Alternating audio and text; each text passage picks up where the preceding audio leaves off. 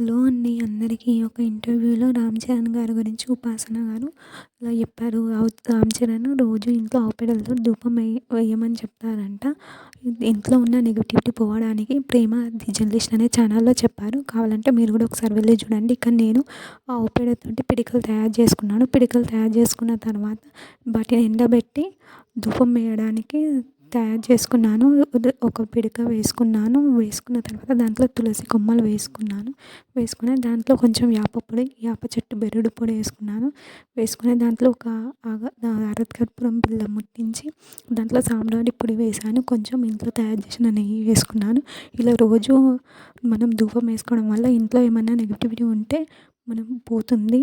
మీరు కూడా ఇంట్లో మన ఈ గోశాలలో దగ్గరికి వెళ్ళి అక్కడ పేడ తెచ్చుకొని మీరు కూడా ఇంట్లో ధూపం వేయడానికి ధూపం వేసిన తర్వాత దానికి వచ్చిన బూడిదని చెట్లకి వేయండి. చెట్లకి వేయడం ద్వారా చెట్లు బాగా పెరుగుతాయి. ఇక్కడ ఉపాసనగా చెప్పిన క్లిప్ ఒకటి నేను యాడ్ చేశాను, చూడండి. Thanks for watching.